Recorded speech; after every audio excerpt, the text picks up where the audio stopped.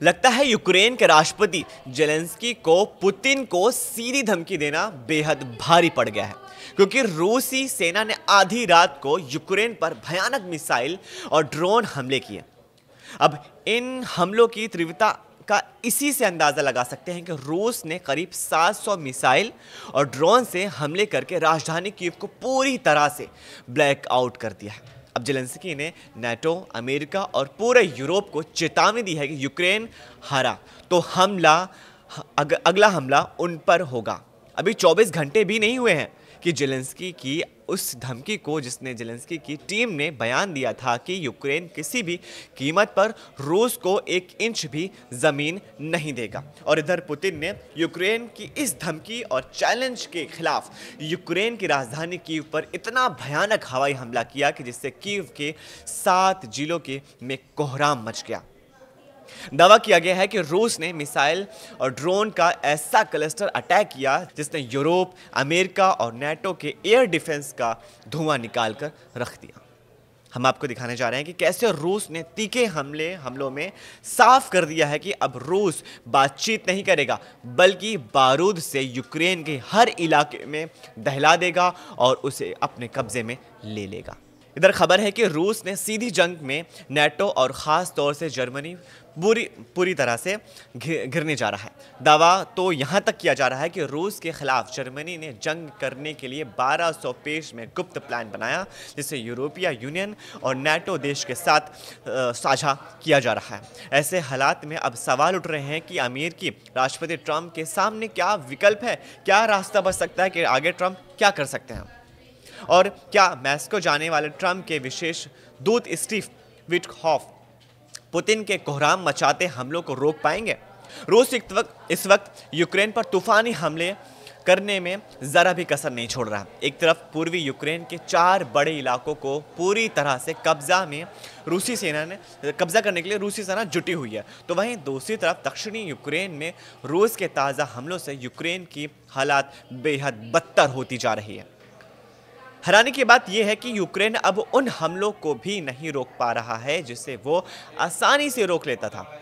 दावा किया जा रहा है कि रूसी सेना ने यूक्रेन में तैनात अमेरिका, यूरोप और नाटो देश के एयर डिफेंस सिस्टम की काट खोज ली है, जिसकी वजह से अब रूस के हवाई हमलों को 6 से 80% की बीच सफलता मिलने लगी है। आधी रात में जिस तरह से रूस ने ताज़ा हमले से कीव में कोहराम मचा दिया, उसने जेलेंस्की के होश का फाख्ता कर दिया।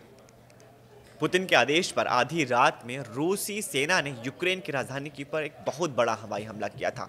दावा यह भी किया जा रहा है कि नवंबर महीने का ये सबसे बड़ा हवाई हमला कीव के ऊपर हुआ है। दावों के मुताबिक रूस ने कीव और उसके कम से कम 7 जिलों पर 500 और ड्रोन से हमले किए हैं, जिससे पूरा कीव जिले में कोहराम मच गया है, जिसमें अकेले राजधानी कीव में 10 से ज़्यादा यूक्रेनी नागरिक मारे गए हैं, जबकि 50 से ज़्यादा करीब यूक्रेनी रूसी हमलों में बुरी तरह से घायल बताए जा रहे हैं। दावा तो यहाँ तक भी किया गया है कि रूस ने चुन कर कीव में उन इलाकों को निशाना बनाया जहां अमेरिका और यूरोप के एयर डिफेंस से तैनाती की गई थी। यानी रूस ने इस्कंदर और किज्ल जैसे मिसाइलों से अमेरिका और नाटो के एयर डिफेंस सिस्टम को चकमा देते हुए भयानक तबाही मचाई है। दावे तो ये भी किए जा रहे हैं राजधानी कीव में पूरी तरह से अंधेरा छा गया, जबकि कीव के मेयर विटाली किटॉफ्स का दावा है कि पूरे कीव में बिजली आपूर्ति भी ठप हो गई है। यूक्रेन बुरी तरह से घिर चुका है।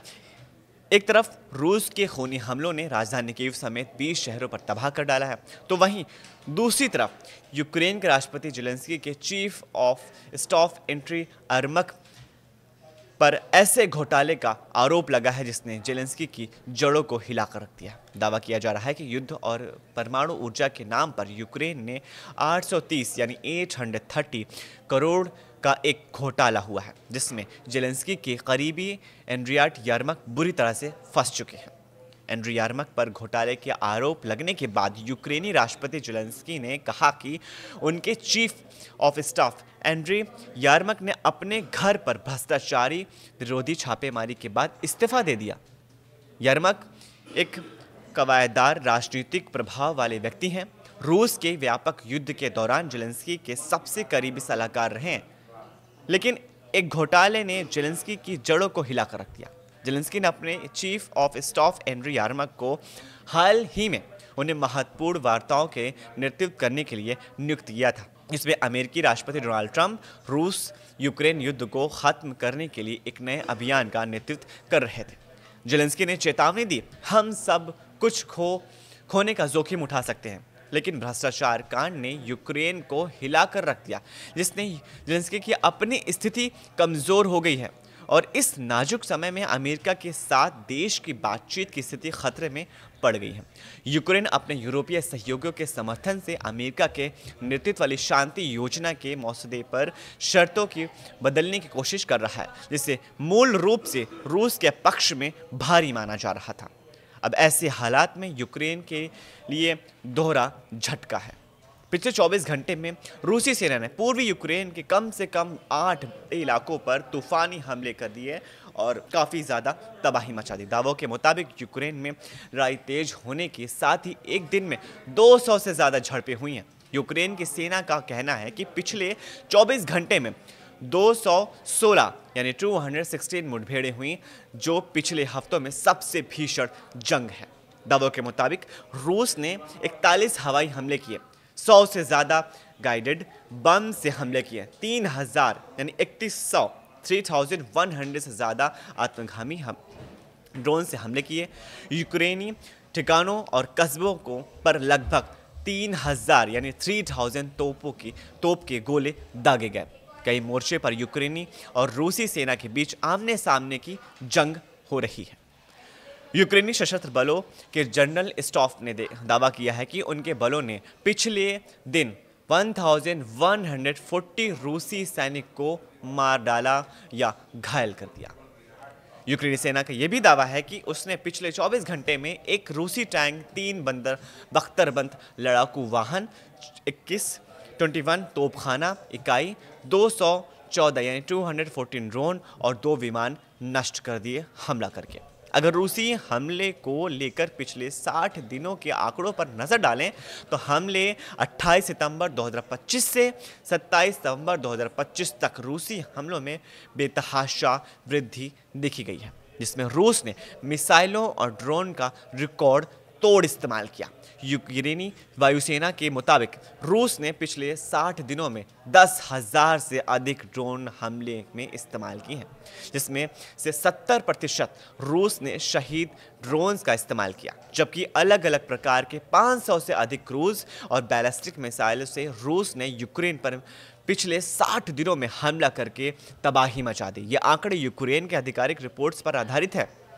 रूस का दावा है कि ये हमले यूक्रेन की सैन्य क्षमता को कमजोर करने के लिए किए गए थे, लेकिन यूएन मानवाधिकार निगरानी मिशन के मुताबिक यह नागरिकों पर एक तरह का बुरी तरह हमला है और 2025 में कीव में नागरिक मौतें 2024 की तुलना में 4 गुना अधिक बताई जा रही हैं।